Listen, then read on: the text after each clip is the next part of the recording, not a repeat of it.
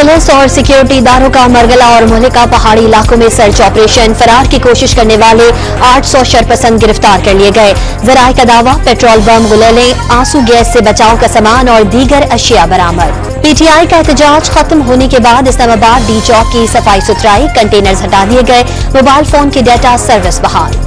D चौक पर operation में किसी किस्म के असलहे का इस्तेमाल नहीं किया गया। सिक्योरिटी जराए ने सोशल मीडिया पर चलने वाले इल्जामात गलत करार दे दिए। सुप्रीम कोर्ट के आईनी बेंच ने पीटीआई एहतजाज के दौरान मुबैना हलाकतों पर असखुद नोटिस की इस्तदा मुस्तरद कर दी।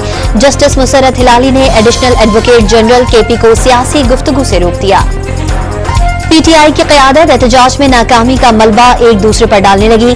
बानी पीटीआई एहतजाज का मकाम बदलने पर आमादा थे। बुशरा बीबी ने फैसला वीटो कर दिया। बैरिस्टर सैफ का दावा, सलमान अकरम कहाँ थे? शौकत यूसुफजई का सवाल, फाइनल कॉल का इख्तिताम अच्छा न था।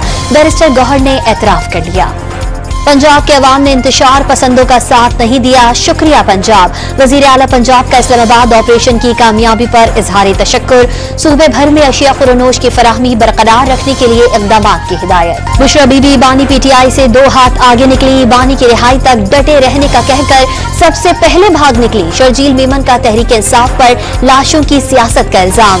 सिक्योरिटी फोर्सेस का तहम्मुल काबिल तारीफ करार। Human rights commission of Pakistan ने हुकूमत और पीटीआई से मुज़ाकरात की अपील कर दी। कमीशन का एहतजाज के दौरान कीमती इंसानी जानों के अतलाफ पर इजहार अफसोस। वज़ीर आज़म ने आज वफाकी काबीना का हंगामी इजलास तलब कर लिया। इस्लामाबाद में अमन व अमान और पीटीआई एहतजाज के बाइस पैदा होने वाली सूरत हाल पर गौर किया जाएगा। गुज़िश्ता रोज की तारीखी मंदी के बाद स्टॉक मार्केट में तेजी का रेला। कारोबार के आगाज पर स्टॉक मार्केट में 3800 पॉइंट्स का बड़ा इजाफा। 100 इंडेक्स 98,000 की नफसियाती हद दोबारा अबूर कर गया। अमरीकी सदर जो बाइडन का इजराइल और हिजबुल्लाह के दरमियान जंगबंदी का ऐलान। पाकिस्तानी वक्त के मुताबिक सुबह 7 बजे से सीज फायर। इजराइल जनूबी लबनान से 60 रोज के अंदर तमाम फौज का इनखला करेगा। जंगबंदी मुआहदे का ऐलान। और फास्ट बॉलर्स अहमद दानियाल और शाहनवाज धानी जख्मी होकर जिम्बाब्वे के खिलाफ सीरीज से बाहर। अब्बास आफरीदी और जहांदार खान को टीम में जगह मिल गई।